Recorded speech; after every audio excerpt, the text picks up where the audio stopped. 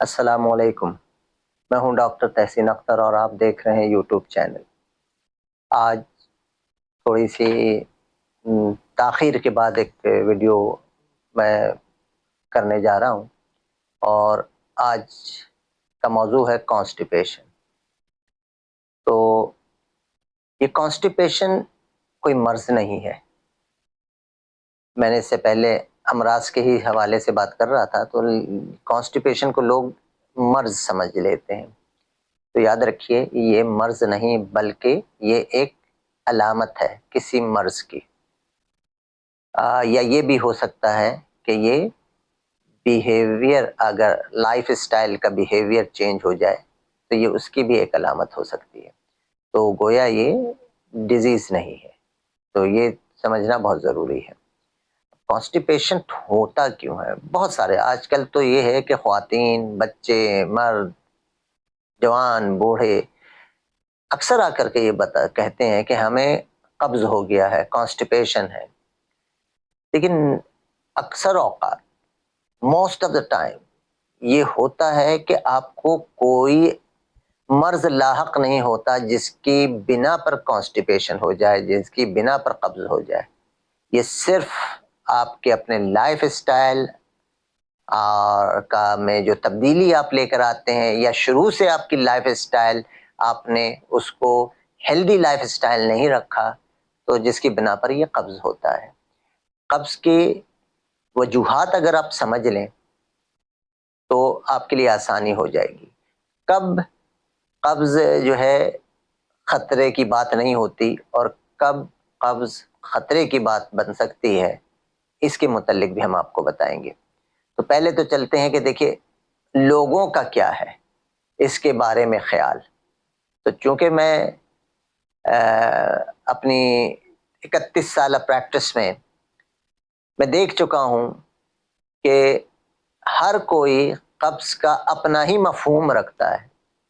बज़ा औक़ात तो मुझे हैरत हो जाती है, कुछ लोग आकर के मुझसे ये कहते हैं कि मुझे कब्ज़ है, तो जब मैं उनसे सवालात करता हूँ तो पता चलता है उसको कब्ज़ नहीं, उसको तो डायरिया है। उनका मफ़हूम ही डिफरेंट होता है कब्ज़ का। जब मज़ीद मैं कुरेदता हूँ कि आखिर क्या बात है, आपने डायरिया था आपको और आपने उसको कब्ज़ कह रहे हैं, तो मालूम हुआ कि भाई उसकी इनकम्प्लीट एवैक्यूएशन होती है। इसको मैं उर्दू में अगर तर्जुमा करूं तो रफ़ाए हाजत के बाद भी हाजत बरकरार रहती है। यानी अभी महसूस होता है कि और स्टूल आएगा, लेकिन स्ट्रेनिंग के बाद भी नहीं आता। चजाई के उसको मोशन हो रहा होता है। तो लिहाजा ये भी एक लोग आकर के बोलते हैं कब्ज़ है।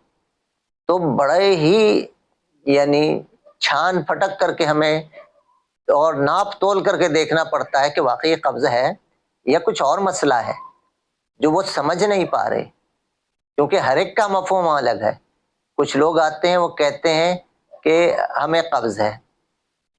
जब उनसे पूछो अच्छा क्या है भाई आपको, क्या रोज़ अजाबत नहीं होती, क्या रोज़ आपको स्टूल पास नहीं होता? कह रहे हो तो जाता है लेकिन ज़रा सख्त होता है। तो लेकिन अगर सख्त यानी हार्ड स्टूल पास होना भी इस तरह से एक कब्ज़ा हो जाता है। फिर कुछ लोग आते हैं, वो कहते हैं कि भाई रोज़ नहीं होता, एक रोज़ गैप के बाद होता है या 2 रोज़ गैप के बाद होता है, तो ये भी कब्ज़ में आ जाता है। फिर कुछ लोग आते हैं, वो कहते हैं कि कब्ज़ हमें है, लेकिन जब उनसे सवाल करो तो किस किस्म का कब्ज़ है, तो वो ये तज़किरा करते हैं कि स्टूल जो है वो पैलेट्स की शक्ल में आ रहा है। यानी जैसे बकरे और बकरियों के जो स्टूल होते हैं उस टाइप के स्टूल पास हो रहा होता है और उसको वो कब्ज़ अपने दानिश में गर्दानते हैं। तो ये भी कब्ज़ की चंद जो है जो अवाम की परसेप्शन है कब्ज़ के बारे में, जो उनका व्यू है वो ये है।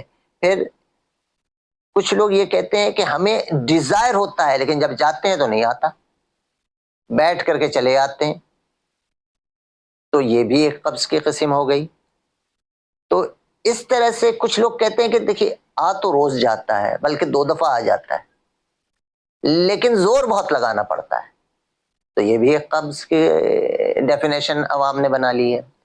تو اتنی ساری ڈیفینیشن کے بیچ میں یہ تلاش کرنا کہ اصل قبض کون ہے بڑا مشکل ہو جاتا ہے. تو خیر اب ہم چلتے ہیں کہ آخر وہ کیا چیز ہے کہ جس سے ہمیں یہ پتا چلے کہ واقعی اسے قبض ہے کہ نہیں. تو جو گائیڈ لائن دی گئی ہے کہ جس سے ہمیں پتا چلے کہ قبض کیا ہے، تو قبض کی تو پہلی ڈیفینیشن یہ بتا دی گئی کہ اگر ایک ہفتے میں 3 دفعہ سے کم اگر کسی کو اسٹول پاس ہوتا ہے تو وہ قبض ہے. 3 دفعہ سے کم یعنی اگر کسی کو ہفتے میں 3 دفعہ آ گیا تو پھر وہ قبض نہیں ہے. پھر دوسری ڈیفینیشن یہ گیا ہے کہ اگر 25% اسٹول ہارڈ پاس ہوتا ہے تو یہ قبض ہے.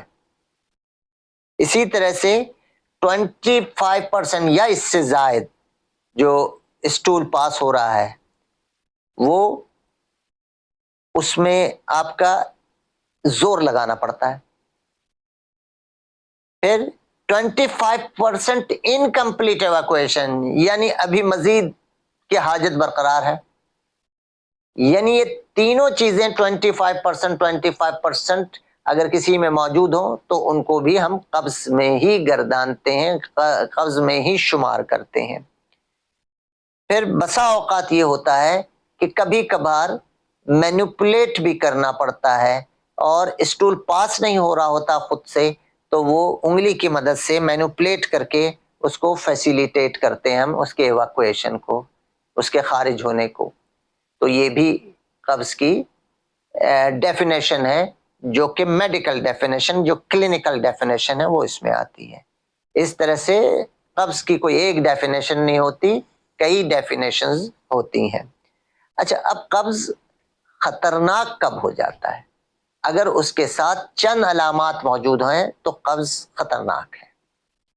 اگر کسی کو قبض رہنے لگ گیا ہے اور اس کے ساتھ اس کا وزن گرتا چلا جا رہا ہے تو یہ ایک ریڈ فلیگ سائن ہے، ایک خطرناک سائن ہے، فوراً انویسٹیگیٹ کرنا چاہیے. اسی وجہ سے اگر قبض ہے اور بلڈ بھی ساتھ میں آ رہا ہے فوراً انویسٹیگیٹ کریں. کسی کو قبض ہے اور خون کی کمی کا شکار ہے اس کو فوراً انویسٹیگیٹ کریں. کسی کو قبض ہے اور یہ قبض اچانک ہوا ہے اور اچانک اپنی حیت بھی بدل لیتا ہے. قبض ہے، اچانک قبض رہتے رہتے اچانک ڈائریا شروع ہو گیا، ڈائریا ہوتے ہوتے اچانک پھر دوبارہ سے قبض شروع ہو گیا. یہ جو چینج آف جو موومنٹ ہے آنتوں کی، یہ بھی ایک بیڈ سائنز میں آتا ہے، تو فوراً آپ کو انویسٹیگیٹ کرنا چاہیے. پھر قبض کے ساتھ درد بھی ہے، پیٹ میں درد بھی ہے اچھا خاصا، تو اس میں بھی کرنا چاہیے. اور پھر ان لوگوں میں ضرور کرنا چاہیے جن کو قبض ہے اور جن کی فیملی میں بڑی آنت کے کینسر کی شکایت ہے، تو ان کو بھی انویسٹیگیٹ فوری طور پر کرنا چاہیے. تو یہ تو آپ کو اہم باتیں بتا دیں کہ اگر قبض کے ساتھ ایسوسیٹڈ یہ ہے تو یہ ضرور کریں. اور اب آخر میں چلتے ہیں کاز کی طرف. یہ آخر میں نے اس لیے رکھا کہ یہیں سے میں اس کے آپ کو اس کا سدباب بھی اور اس کی ٹریٹمنٹ بھی بتاتا چلوں. دیکھیے تو کچھ تو سیکنڈری کازز ہیں، کچھ ڈیزیزز ہیں جس کی وجہ سے قبض ہو جاتا ہے. ایک تو یہ ہے کہ کوئی ہارمونل ڈیزیز ہو جائے، جیسے ہائپوتھائرائڈ، اس میں قبض ہو جائے گا. آپ ہائپوتھائرائڈ کو ٹریٹ کر لیں، قبض ختم ہو جائے گا. اگر کسی کو کوئی کینسر ہو گیا ہے بڑی آنت کا تو اس کی وجہ سے ہے، ظاہر اب کینسر کا علاج ہوگا. اسی طرح سے اگر کسی کو کوئی برین ڈیزیز ہو گئی ہے اس کی وجہ سے ہے تو اس کا علاج ہوگا، تو اس سے پھر قبض ختم ہو جائے گا. کسی کو اسپائنل کارڈ کی انجری ہو گئی ہے یعنی حرام مغز کی، تو اس کا علاج ہوگا، تو اس سے قبض ختم ہو جائے گا. کوئی اگر کوئی میڈیسن لے رہا ہے اس کی وجہ سے ہو رہی ہے، جیسے ہائی بلڈ پریشر کی کچھ میڈیسنز ہوتی ہیں جن کو لیا جائے تو اس سے قبض ہونے لگتا ہے، تو پھر اس کو دوا کو بند کر کے دوسری بلڈ پریشر کی دوا دی جائے گی جو کہ قبض نہ کریں. تو اس طرح سے جو سیکنڈری کازز ہیں وہ بہت سارے ہیں جن کی وجہ سے ہو سکتا ہے قبض. تو وہ جب ہم انویسٹیگیٹ کرتے ہیں تو ہمیں پتہ چل جاتا ہے، تو پھر ہمیں اس ڈیزیز کو ٹریٹ کرنا پڑتا ہے، تو اس سے یہ ہو جاتا ہے. لیکن اب ہم چاہیں جو کامن کازز ہیں جس کی وجہ سے زیادہ تر لوگ پریشان ہیں، ان میں یہ کوئی سیکنڈری کاز نہیں ہوتا، ان کا وجہ صرف اور ان کی لائف اسٹائل ہے. اور لائف اسٹائل کے ساتھ ساتھ اور ایک چیز اور ہے، وہ ہیبٹ اپنی ڈیولپ نہیں کرتے. اگر ہیبٹ ڈیولپ نہیں کریں گے تب بھی قبض ہوگا.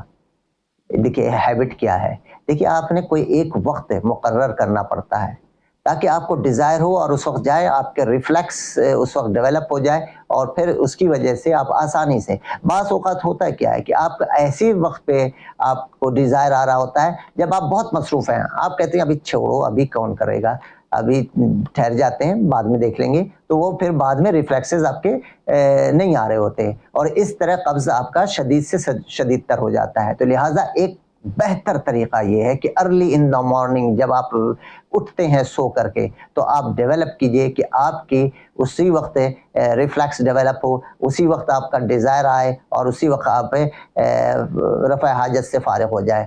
یہ اگر آپ کریں گے تو قبض آپ کو نہیں ہوگا. پھر لائف اسٹائل میں اور چینجز کیا لانی ہے؟ اپنی غذا میں چینجز لانی ہے. آپ نے ریفائن فوڈ، فاسٹ فوڈ سے اجتناب کرنا ہے، فیٹی فوڈز اور اسپائسی فوڈ سے اجتناب کرنا ہے. آپ نے زیادہ تر فائبر والی غذائیں کھانی ہے، سادہ غذا کھانی ہے، سبزی اور فروٹ کا استعمال آپ نے زیادہ کرنا ہے. تو پھر آپ کو کبھی قبض نہیں ہوگا. پھر اس کے اور پھر اس کے بعد غذا کے حوالے سے ایک اور بات کہ پانی بھی غذا میں شامل ہے.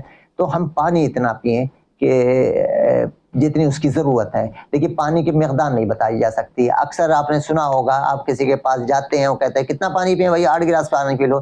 جناب ایسا نہیں ہے.